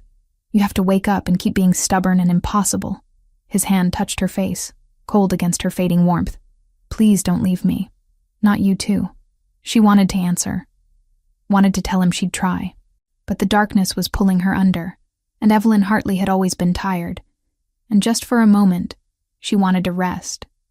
The last thing she heard was Nathaniel's voice, broken and desperate, calling her name. Then nothing. Chapter 7. Between Heartbeats. Evelyn woke to whiteness. White ceiling, white walls, white sheets. For a disorienting moment, she thought she was back in the subterranean wing of the hospital where Amelia had died. Then pain blazed through her shoulder, and reality crashed back. The council chamber. Percival's blade. Nathaniel's terrified face. "You're awake." Cassian's voice came from her left. He sat in a chair beside the bed, looking exhausted in a way she didn't think vampires could. "Don't try to move. The wound was deep. You lost a significant amount of blood." Evelyn tested her limits anyway. Her shoulders screamed protest. She sank back against the pillows. "Where am I?" "The mansion. Nathaniel's personal physician attended to you. You've been unconscious for 2 days." "2 days?" Panic spiked. "Juliet. My sister. Does she know?" "We called her. Told her you'd been in an accident and required observation. She wanted to come, but Nathaniel convinced her you needed rest." Cassian's expression was grim. "She called 17 times, texted 43. Your phone is on the nightstand." Evelyn reached for it with her good arm, her fingers clumsy. The screen showed exactly what Cassian described. Messages from Juliet ranging from worried to furious to terrified. The most recent, sent an hour ago. If you don't call me back when you wake up, I'm driving there myself. I need to call her. In a moment. First, you should know what happened after you lost consciousness. Cassian leaned forward. Percival was executed. Not by Nathaniel. By the Council. Attacking with a hidden weapon after yielding violated every law we have. Lady Seraphine herself delivered the sentence. He's dead? Very. And Nathaniel's position is secure. Stronger than before, actually. You stepping between him and that blade demonstrated loyalty that impressed the other lords. They're calling you the Mortal Shield. It's meant as a compliment, though Nathaniel finds it distasteful. Where is he? Cassian's expression shifted. Something between concern and exasperation. He hasn't left this room since we brought you here. He sits in that chair. He gestured to a second chair near the window. He watches you breathe. Occasionally, he paces. Mostly, he torments himself. I need to see him. He stepped out 20 minutes ago. Cassian checked his watch. He'll return soon. He never stays away long. As if summoned, the door opened. Nathaniel entered carrying a tray with water, medication, and what looked like soup. He froze when he saw Evelyn's open eyes. You're awake. The tray trembled in his hands. How do you feel? Like I was stabbed. Which I was. She tried to smile. But I'm alive. He set the tray down with careful precision and crossed to the bedside. Up close, he looked terrible. His white hair was disheveled. Dark circles shadowed his eyes. His clothes, usually immaculate, were wrinkled. You shouldn't have done that, he said quietly. You shouldn't have thrown yourself in front of a blade meant for me. You were winning. It wasn't fair. Fair? His voice cracked. You nearly died. Do you understand that? The blade pierced your lung. You were drowning in your own blood. If our physician hadn't been present, if Cassian hadn't applied pressure immediately, you would have bled out in minutes. But I didn't. I'm here. Because of luck. Not because of any plan or rational decision. You acted on impulse and nearly paid for it with your life. He sank into the chair Cassian had vacated, his head in his hands. I can't do this again. I can't watch another person I care about die. The words hung in the air. Another person I care about. Evelyn's heart did something complicated. Nathaniel. Don't. Don't tell me it's fine or that you'd do it again. I know you would. That's what terrifies me. He looked up, his gray eyes raw. You're mortal. Fragile. In 50 years, you'll be old. In 70, gone. And every moment between now and then, I'll know that you could die. Accident, illness, violence. I'll spend every second afraid of losing you. Is that what this is about? You're afraid to care about me because I'm human? I'm afraid to care about you because you're reckless and brave, and you make me feel things I haven't felt in a century. He stood abruptly, pacing to the window. When you collapsed, when I saw your blood on my hands, I wanted to kill everyone in that chamber, wanted to burn the world down for allowing you to be hurt. But you didn't, because you'd be disappointed if I did. Because Amelia would be disappointed. Because you've spent weeks teaching me how to be something other than a monster, and I'd rather live up to your expectations than give in to rage. He pressed his forehead against the glass. You've ruined me, Evelyn Hartley. Made me care again, want again, hope again. And I resent you for it. No, you don't. He turned to face her. You're right, I don't. But I should. Cassian cleared his throat from the doorway. I'll give you privacy. Call if you need anything. He left, closing the door softly. Evelyn patted the bed beside her. Sit with me. I might hurt you. You won't. He crossed to her slowly, sitting on the edge of the mattress with careful precision. This close, she could see the fear in his eyes, the vulnerability he usually hid behind regal composure. I kept my promise to Amelia, Evelyn said softly. I helped you remember how to live, how to fight, how to care. Mission accomplished. And nearly got yourself killed in the process. Worth it. How can you say that? Your life is precious, brief and brilliant and irreplaceable. Don't waste it protecting immortal creatures who've already lived longer than they deserved. I'm not wasting anything. I'm living. Fully.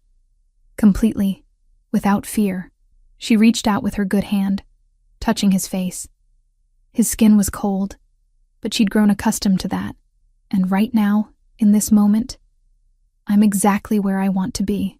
Nathaniel's hand covered hers, holding it against his cheek. Why? Why would you want to be here with me? I'm a vampire, a killer. I've done terrible things across 5 centuries, because terrible things don't define you. Amelia does. Your determination to rule with mercy defines you. The way you're trying to be better than you were defines you. She smiled. And maybe because I've fallen a little bit in love with you, and love doesn't care about logic. He went completely still. Evelyn, I know it's complicated. I know it's probably impossible, but I'm tired of pretending I don't feel what I feel. Her thumb brushed across his cheekbone. You don't have to say anything. I just needed you to know. For a long moment, he simply stared at her. Then, slowly, he leaned forward and pressed his forehead against hers. I love you. The words were whispered, reverent. I have loved you since you sat beside me in Amelia's room and reminded me how to feel. Since you challenged me to keep living when all I wanted was to disappear. Since you threw yourself between me and a blade without hesitation. He pulled back to look at her. But loving you terrifies me. Good. I'm terrified too. She smiled. Let's be terrified together. He laughed, the sound rough but genuine. Then he kissed her. Gentle, careful, mindful of her injury. His lips were cool against hers, but the emotion behind the kiss burned warm. When he pulled away, his eyes searched her face. What happens now? Now. You help me call my sister before she drives here and breaks down your door. Then I heal. Then we figure out how to make this work. And if we can't, if the complications become insurmountable, then we deal with them. Together. She squeezed his hand. One moment at a time. Just like you've been doing with grief. Nathaniel nodded slowly. Together. I think I can manage that. Good. Because I'm not going anywhere. She winced as pain flared through her shoulder. Except maybe back to sleep. These painkillers are strong. Rest. I'll call Juliet and explain. Then I'll be here when you wake. Promise? Always. She closed her eyes, feeling his cold hand wrapped around her warm one. As consciousness faded, she heard him whisper something in that language she didn't understand. It sounded like a prayer or a promise. Either way, it sounded like hope. 3 weeks later, Evelyn sat in the gardens of Nathaniel's estate, her shoulder still healing but functional. Juliet sat beside her, eating an apple and studying her sister with suspicious eyes. So let me get this straight. You're dating a vampire. Technically, yes. The Vampire King. Also, yes. Who watched his daughter die, nearly lost his political position, and then almost watched you die. When you phrase it that way, it sounds dramatic. Juliet threw the apple core at her. It is dramatic. This is the most dramatic relationship I've ever heard of, and I watch soap operas. Evelyn laughed, catching the core. Fair point. But I love him, and he loves me. Isn't that enough? For now. But what about later? What happens when you're 40 and he still looks 35? What happens when you're old and dying and he's still immortal? I don't know. We'll figure it out when we get there. Juliet sighed. You're insufferable. You've been telling me that since you were 5, and I'll keep telling you until you start making sensible decisions. But Juliet smiled. He makes you happy, though. I can see it. You're lighter, less burdened. He does. And I make him happy.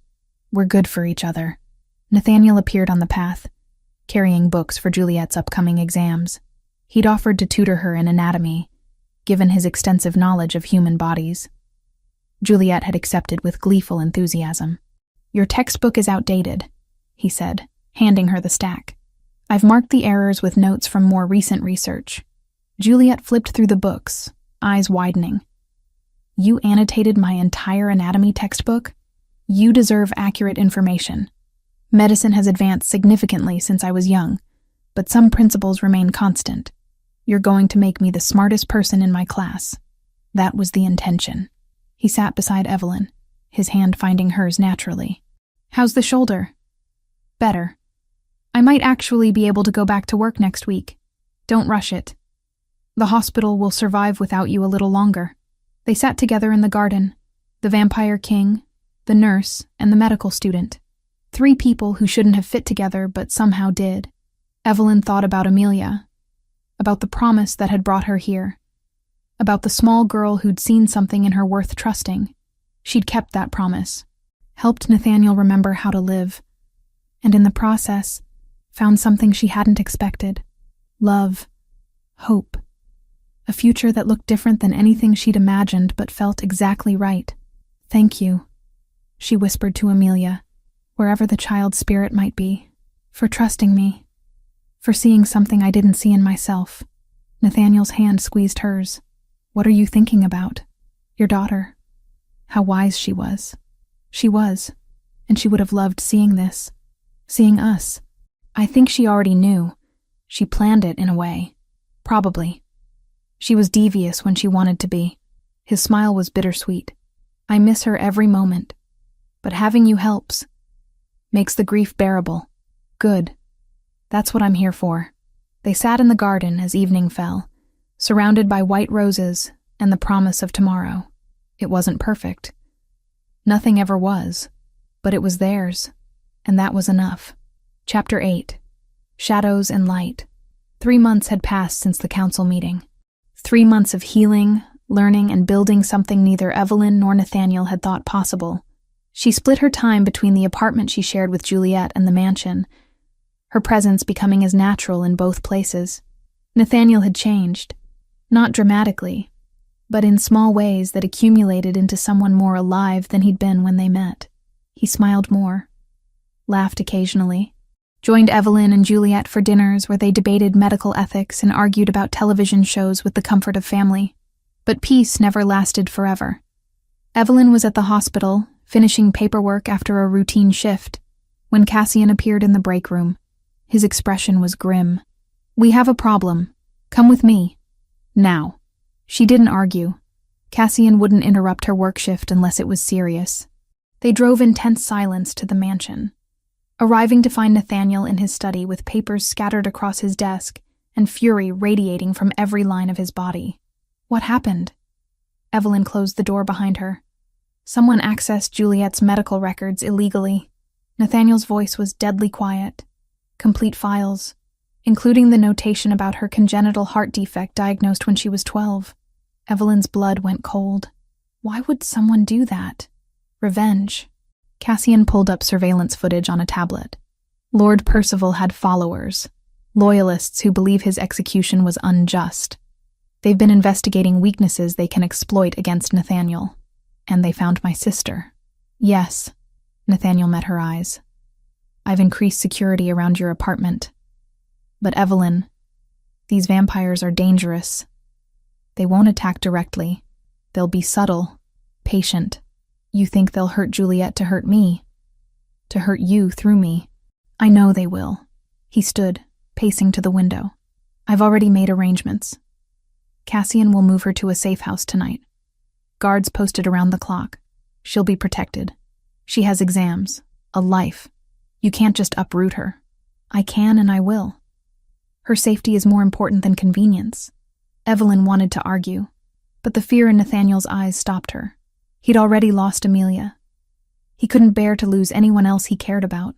Let me talk to her first. Explain the situation. We don't have time for explanations. These vampires move fast. Then we move faster. She pulled out her phone. Juliet is smart. She'll understand. But when she called, Juliet didn't answer. 3 calls. 4. Nothing. Panic clawed at Evelyn's throat. She always answers. Always. Nathaniel was already moving. Cassian, get the car. Now. Evelyn, stay here where it's safe. Absolutely not. That's my sister. He turned on her, desperation breaking through his usual control. If something happens to you, if they take you too, I won't survive it. Please, let me handle this. You don't get to protect me from everything. We're partners. That means we face threats together. They stared at each other. Then Nathaniel nodded once, sharp and reluctant. Together. But you stay behind me at all times. The drive to Evelyn's apartment took 15 minutes that felt like hours. They burst through the door to find the place ransacked. Furniture overturned, books scattered, and in the center of the living room, Juliet's phone lying on the floor, screen cracked. A note rested beside it, written in elegant script. The mortal shield protected the king. Can the king protect what the shield loves most? Midnight. The old church on Harrow Street. Come alone or she dies. Evelyn's hands shook as she read it. They took her. They actually took her. Nathaniel's expression went completely cold.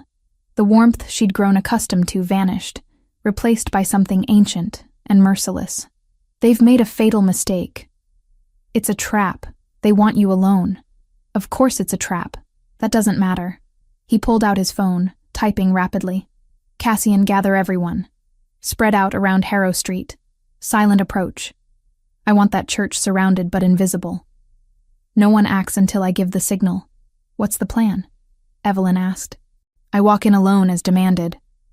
They think they have leverage because they have Juliet.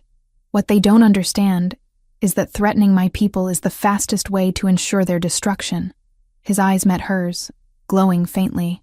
I won't let them hurt her, I promise. I'm coming with you. Evelyn, she's my sister. I'm coming. They arrived at the old church at 11:47 p.m. The building loomed against the night sky, gothic and abandoned.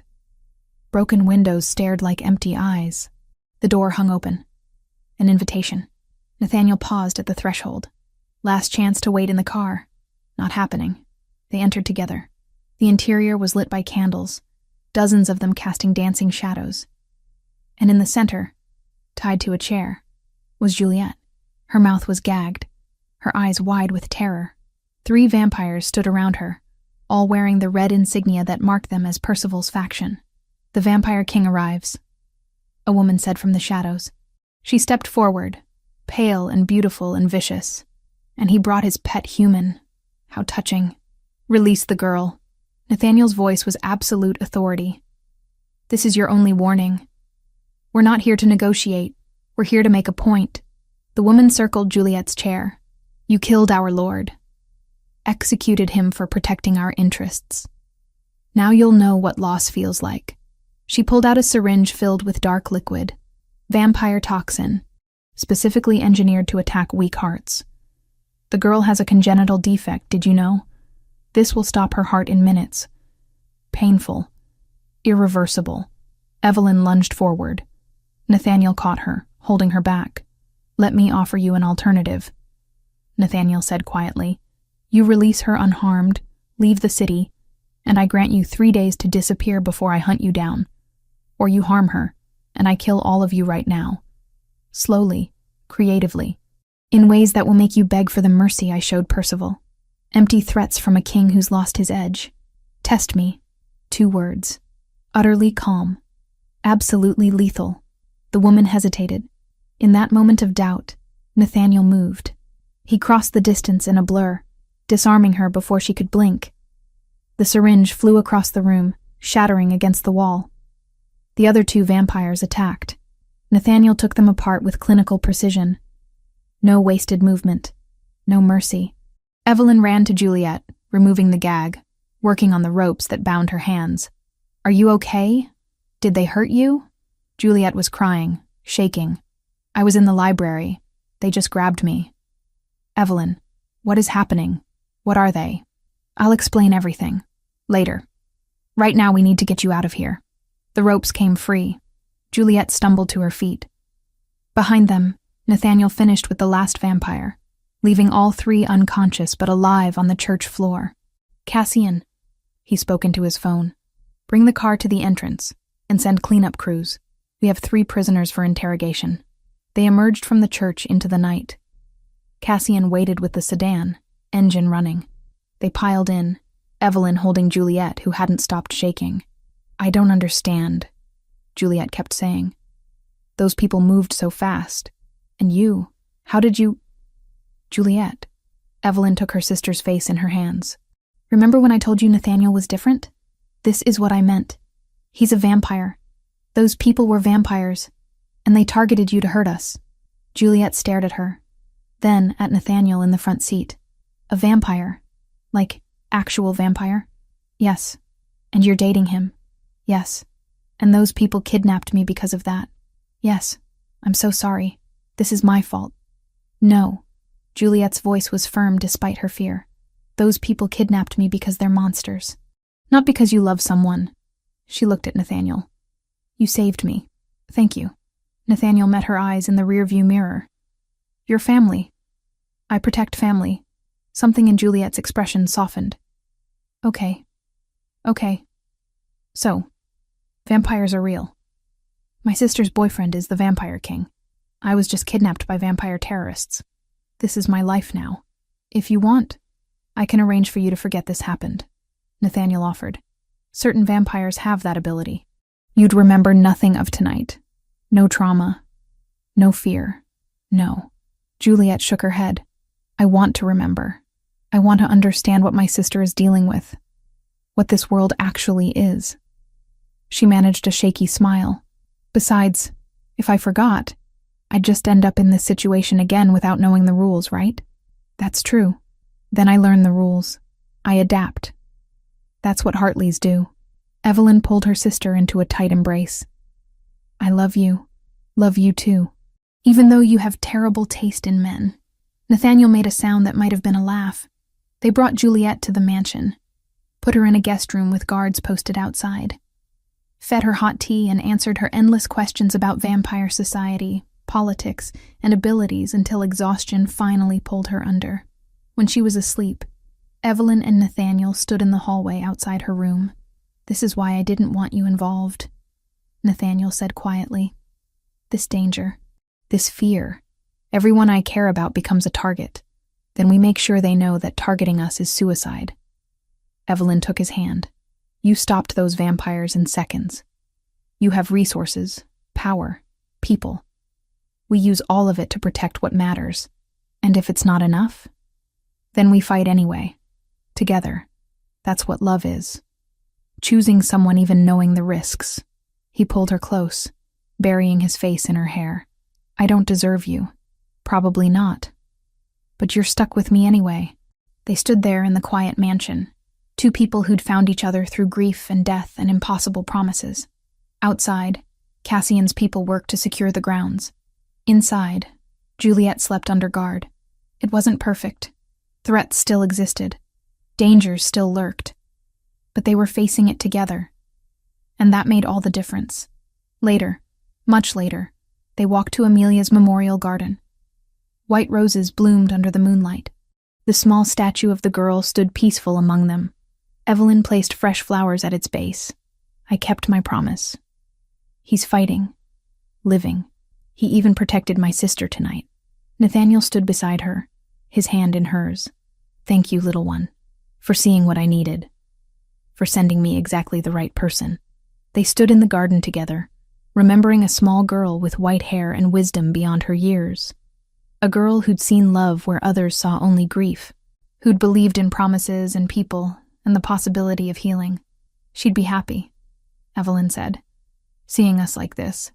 She would. She always wanted me to find someone who'd challenge me, who wouldn't let me hide. He kissed Evelyn's temple. You're everything she hoped for. Then we honor her by living fully, by loving fiercely, by protecting what matters. Agreed. They left the garden as dawn approached, walking back to the mansion where Juliet waited, where their life together, complicated and dangerous and beautiful, continued forward. One promise kept. One love found. One future built from the ashes of loss. And somewhere, in whatever realm housed the spirits of the dead, a small girl with white hair smiled.